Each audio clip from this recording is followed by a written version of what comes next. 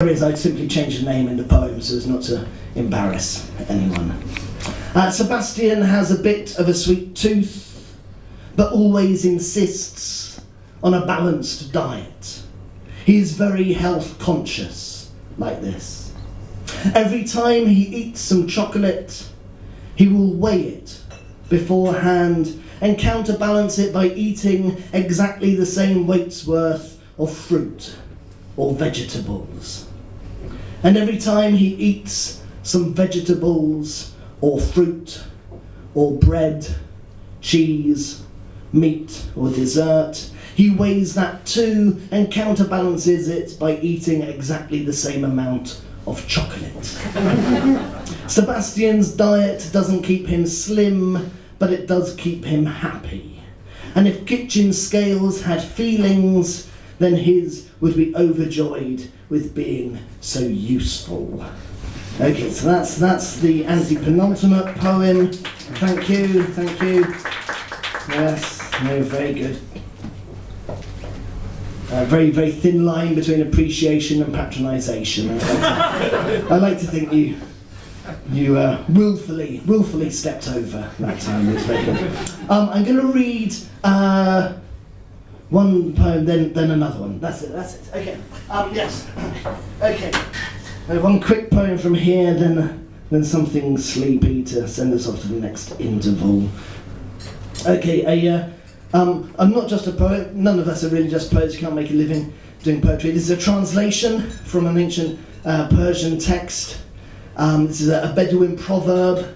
I translated into English and put into a nice rhyming couplet because I thought that's a little aphorism. Take it away. You remember things better in rhyming couplets. A Bedouin proverb.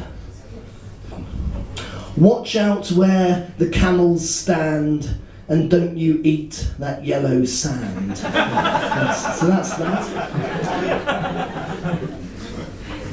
Good advice. Never eat the yellow sand. It's very, very dangerous. Okay, I'm going to finish up with quite a different poem. Very, very different poem. Anyone here ever had a bath? No, it does smell a bit like that. This is a poem I dedicate to all fellow voyagers in the bathtub. Personally, I spend. One of the great things about being a poet is you have a lot of spare time on your hands. And I spend quite a lot of that spare time in the bath, simply soaking, being warm, being clean. It's a beautiful place. And I pity people who prefer showers, who say to you, oh, but a shower's much quicker. They've missed the point of the bath. But a shower saves energy and water, and they've missed the point of the bath. The bath is an end in itself. And this is my dedication to all fellow voyagers in the bath. This is my prayer to give to anyone who has this predilection for the tub, like I do. Anyone who on these cold wintry nights, is a cold wintry poem, likes to be warm and tucked up inside. And just to prove I am a real poet, this final poem I'm going to give you has a Latin title. That's how fucking good it is. And this poem is called Jubilate Balneus, Rejoice in the Bath. Let Poseidon preserve and protect me in the tub. Puff suds from my eyes and make my wrinkles merry. Keep thorny coral away and let sleeping sharks lie. Prevent the plug from popping prematurely. For a bath is a boat with the water on the inside. For a bath brings the peace of the open sea, but warmer. For a bath is a solitary place of solitude in a busy world. Let the numerous Nereids keep cold enamel at bay and guide treacherous bars of soap from underfoot. Ensure the taps are turnable by toes, that the water falls piping hot from the faucet. Let it steam the mirror. For a bath is a boat with the water on the inside.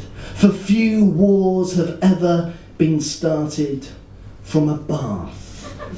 For great ideas are discovered there. Lord Neptune, by your power prevent the miserly bath. Baths lasting less than an hour. Baths where nipples sit above the waterline. Baths over which a clock ticks. Soak the clocks, Lord Neptune, and sponge the miser. For a bath is a boat with the water on the inside. For the radio can be heard there, and books can be read. For the telephone should not reach you. Let God save those in peril in the bath, the elderly, the infirm, the babes in arms. Float them and ease them, bubble around them and buoy them up. Brace them in your warm water embrace. Keep them safe always. For a bath is a boat with the water on the inside. For water is a slow element, a long, low element. For the ancients knew of the bath. Lake, loch, mere, tarn, hammer pond, mill pond, pool, let these be a place in every house, hot and private. Let those who spy on the bath, who knock on the door, who interrupt the retreat, be devoured by their own dogs. For a bath is a boat with the water on the inside. For everyone should respectfully hide away and roughly soap, for it is truly next to godliness. Let the great first sea lord see that I safely survived to see the far shore of Towels, the heaped dunes of Towling. Let me doze contentedly between chapters, the hum of pipework playing its lackadaisical lullaby. Let it lull me. For a bath is a boat with the water on the inside. For every submergement is a journey out of the day to day. For the bather explorer is pink and blessed. Poseidon, Neptune, Triton, have pity on those people who have shower rooms with no space for a bathtub. It is truly said, into every life a little rain will fall. May they visit hotels and spas, and often and soon.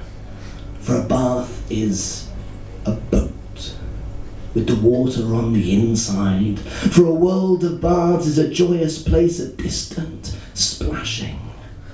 For even cats will perch on the bath rim, approving the idea.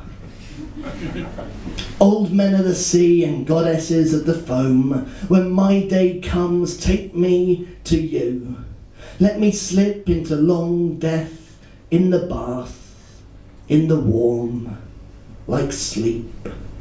Take me like Mara or Seneca, but with less fuss. For a bath is a boat with the water on the inside. For the longest journeys have always happened there. For it is dark outside the dripping window.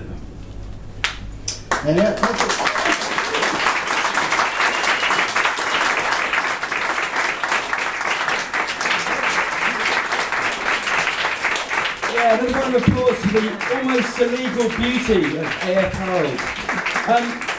Ashley actually does have some books which she's happy to sell to you over by the Christmas tree, and there's other sort of merchandise, Gannet stuff, and all sorts you can get. You can buy the Christmas tree talk to Simon behind the bar. Get a drink,